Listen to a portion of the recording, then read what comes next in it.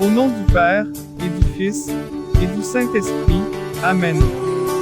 Frères et sœurs, écoutons et méditons les textes du jour.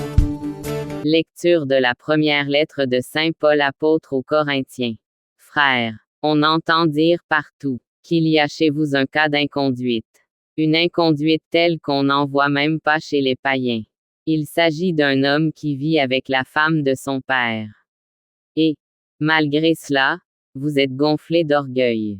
Au lieu d'en pleurer, et de chasser de votre communauté celui qui commet cet acte.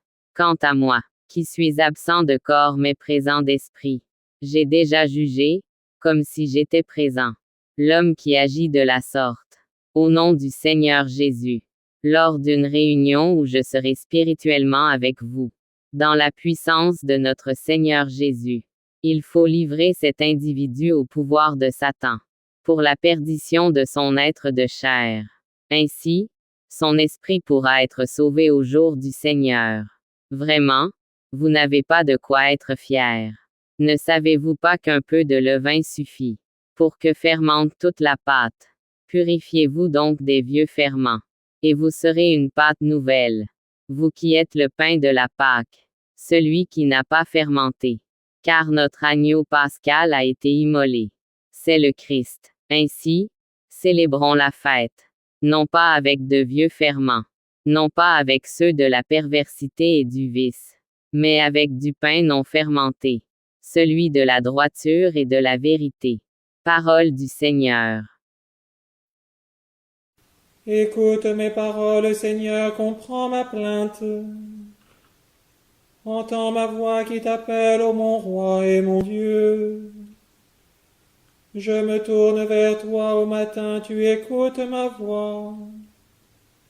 Au matin, je me prépare pour toi et je reste en éveil. Tu n'es pas un Dieu ami du mal, chez toi le méchant n'est pas reçu. Non, l'insensé ne tient pas devant ton regard. Tu détestes tous les malfaisants, tu extermines les menteurs. L'homme de ruse et de sang, le Seigneur le hait.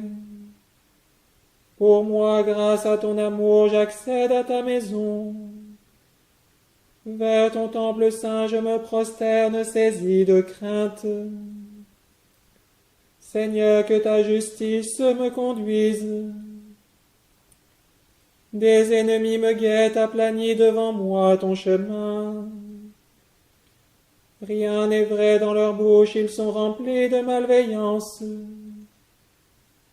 Leur gosier est un sépulcre béant et leur langue un piège.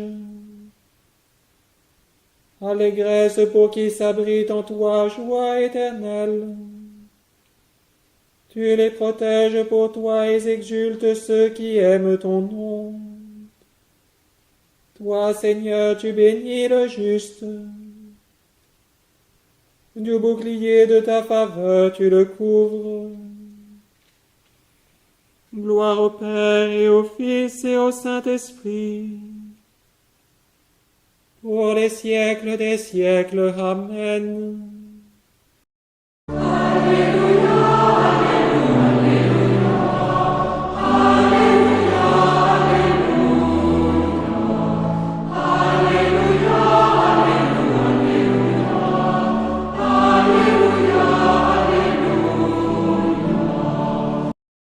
Évangile de Jésus-Christ selon saint Luc.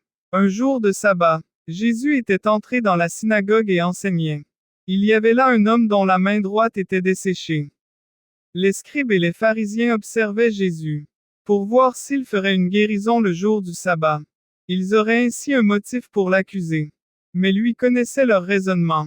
Et il dit à l'homme qui avait la main desséchée, lève-toi, et tiens-toi debout, là au milieu. L'homme se dressa et se tint debout. Jésus leur dit, je vous le demande, est-il permis, le jour du sabbat, de faire le bien ou de faire le mal, de sauver une vie ou de la perdre?